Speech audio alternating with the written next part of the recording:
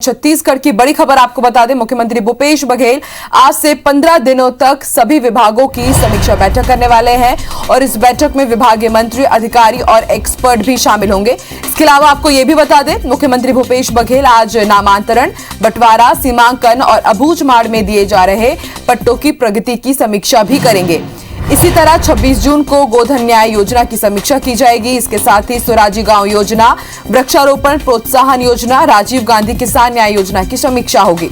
28 जून को खनिज विभाग, 29 जून को ऊर्जा विभाग, 30 जून को मनरेगा, रोजगार वृद्धि, गोठान आजीविका केंद्र की समीक्षा की जाएगी और आगे हर दिन नई नई योजनाओं की समीक्षा की जाएगी।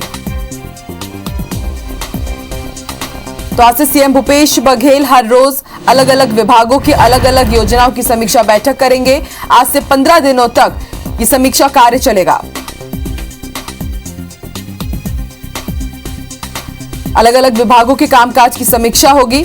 अगर आज की बात की जाए तो आज नामांतरण, बंटवारा, सीमांकन पर चर्चा होने वाली है। विभागीय मंत्री इस दौरान वहां पे रहेंगे और उस विभाग से संबंधित जो अधिकारी हैं वो भी उस बैठक में मौजूद रहेंगे। मंत्री और विधायक दोनों को ही मौजूद रहने के लिए कहा गया है। तो अलग अलग दिन तय किए गए हैं अलग अलग योजनाओं की समीक्षा करने के लिए। 8 जुलाई को वन पर्यावरण, एनआरडीए, आरडीए, छत्तीसगढ़ गृह निर्माण मंडल और 9 जुलाई को पाटन विधानसभा में संचालित कार्यों की समीक्षा की जाएगी।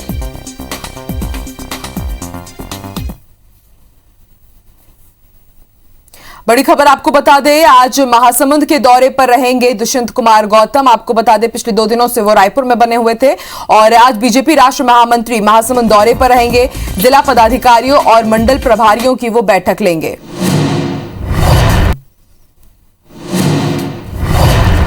तो बड़ी खबर आपको बता दें, आज राष्ट्र प्रभारी महामंत्री दुष्यंत कुमार गौतम महासमुंद के दौरे पर रहेंगे।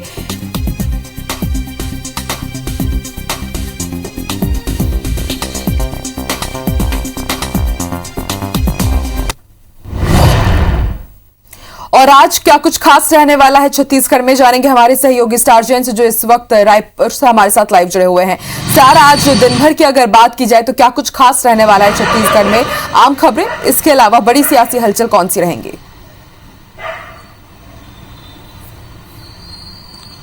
देखिए, बड़ी खबरों की बात करें तो मुख्यमंत्री भूपेश बघेल ने पिछले कुछ दिनों में लगातार अलग अलग जिलों को विकास कार्यों की सौगात दी थी।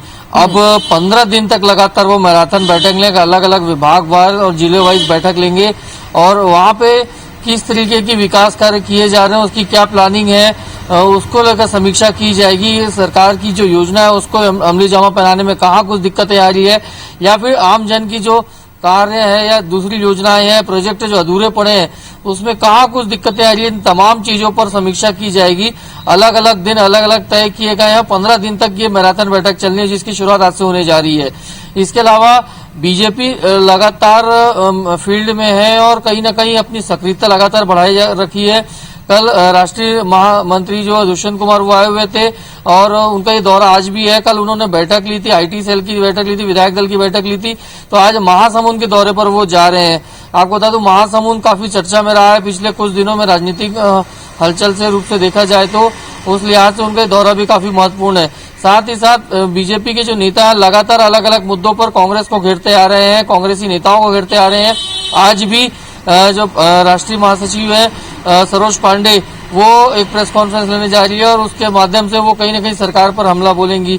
ये जो लगातार बीजेपी सक्रियता दिखाई है। इसके अलावा आपको बता दूं, लोकतंत्र सेनानी जो संस्था है वो भी आज एक काला दिवस मनाने जा रही है और वन विभाग अपनी एक महत्वपूर्ण योजना आज से शुरू करने जा रहा है, पौधा तुंहर द्वार। सरकार का ये नारा है कि तुंहर द्वार मतलब हर सरकार की जो योजनाएं हैं या जिससे आम जनता को फायदा होता है या आम जनता के हित के जो कार्य है वो आपके द्वार तक पहुंचा रही है सरकार। और इसी कड़ी में वन विभाग के द्वारा पौधा तुंहर द्वार योजना भी आज से शुरू की जा रही है, जिसके तहत जो वृक्षारोपण कार्य वृहद रूप से किया जाना उसके तहत जो पौधे हैं वो लोगों के घर तक पहुंचाए जाएंगे। तो ये तमाम कुछ बड़ी खबरें हैं जिसको लेकर दिन भर लगातार अपडेट आएंगे और जैसे अपडेट आते जाएंगे अपने दर्शकों तक हम पहुंचाएंगे। जी बिल्कुल स्टार, जैसे ही इन तमाम खबरों के अपडेट आएंगे, फॉलोअप हम अपने दर्शकों तक जरूर पहुंचाएंगे। आपसे भी हम ताजा जानकारी लेते रहेंगे। फिलहाल पूरी बातचीत के लिए, जानकारी के लिए शुक्रिया आपका। चलिए अब छत्तीसगढ़ का कोरोना अपडेट हम आपको बता दें। छत्तीसगढ़ में पिछले 24 घंटे में 317 केसेस सामने आए हैं और इसके साथ पिछले 24 घंटे में 8 मरीजों की मौत हुई है और रिकवरी रेट काफी अच्छा है छत्तीसगढ़ का। 24 घंटे में 605 मरीजों को डिस्चार्ज किया गया है और फिलहाल छत्तीसगढ़ में एक्टिव मरीजों की संख्या 7,314 तक जा पहुंची है। कुल आंकड़ों की अगर बात की जाए तो अब तक छत्तीसगढ़ में 9,92,391 केस सामने आ चुके हैं और 13,415 मरीजों की मौत हो चुकी है और अब तक 9,71,662 मरीज स्वस्थ हो चुके हैं।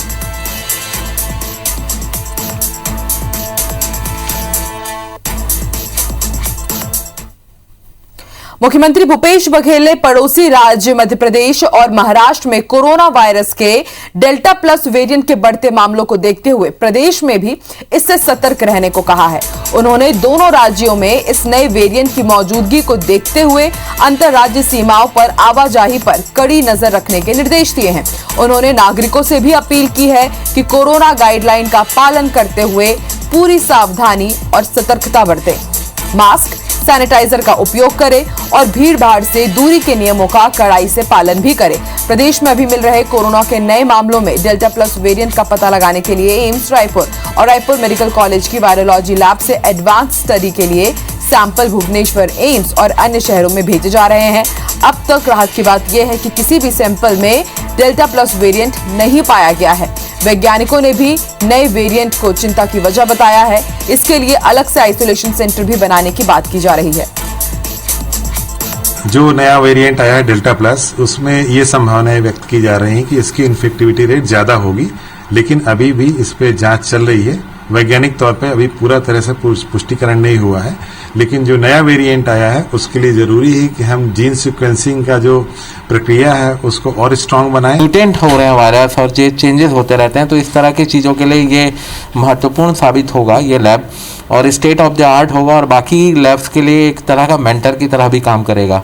तो इसका हमें इंतज़ार रहेगा। ये जल्द से जल्द यदि इस पर स्वीकृति मिल जाएगी तो इसका काम, चूँकि डीन मेडिकल कॉलेज ने स्थान भी ढूंढ लिया है, तो वो करेंगे।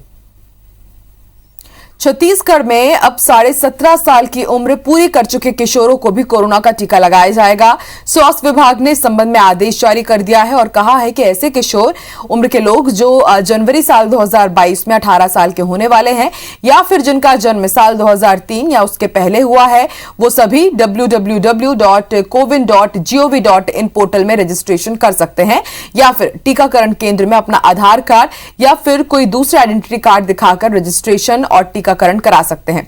इसके लिए वैक्सीनेशन सेंटर में आधार या फिर सरकारी एजेंसी की तरफ से जारी परिचय पत्र के साथ उनको वो जाना वहां पर जरूरी है। वहीं प्रदेश में टीकाकरण की रफ्तार बढ़ाने के लिए अलग अलग विभागों को भी जिम्मा सौंपा जा रहा है। क्षेत्रीय परिवहन अधिकारी को बस, ऑटो, ट्रक चालकों को टीका लगाने का जिम्मा दिया गया है। वहीं सरकारी और निजी क्षेत्र के स्कूल, कॉलेज के टीचर, स्टूडेंट्स एवं उनके परिवार वालों को टीका लगवाने का काम शिक्षा विभाग के अधिकारियों को सौंपा गया है। इसी तरह हाउसिंग बोर्ड की कॉलोनी और अपार्टमेंट्स में रहने वाले लोगों के वैक्सीनेशन कराने का जिम्मा हाउसिंग बोर्ड को सौंपा गया है। जो हमें बुला रहा है वैक्सीन के लिए, हम वहाँ पे जाके वैक्सीनेशन कर दिए रहे हैं, बशर्ते 100 लोग कम से कम वहाँ पे जमा हो। फिर से आ जाएगा स्टॉक, उसकी चिंता करने हमें बिल्कुल नहीं बोला गया है। आप वैक्सीन हमें जितनी जल्दी हो सके हमें उसको ख़त्म करना है ताकि नया स्टॉक हमारे पास आ जाए। वैक्सीनेशन मामले में दायर याचिका में बिलासपुर हाईकोर्ट में सुनवाई हुई। याचिका पर सुनवाई के दौरान याचिकाकर्ता ने वकील ने बताया कि राज्य सरकार ने अब तक ये जानकारी नहीं दी है कि कितने लोगों को कोरोना की तीसरी लहर से सुरक्षित करने के लिए टीकाकरण किया जा चुका है और अब तक कितने लोगों को टीका लगना बाकी है, जिस पर हाईकोर्ट ने राज्य सरकार से वैक्सीनेशन की पूरी स्थिति की जानकारी मांगी है। साथ ही 13 जुलाई को स्टेटस रिपोर्ट भी पेश करने के निर्देश दिए हैं। आपको बता दें, हाईकोर्ट के वकील शैलेंद्र दुबे ने छत्तीसगढ़ हाईकोर्ट में ग्लोबल टेंडर जारी करने को लेकर जनहित याचिका दायर की है।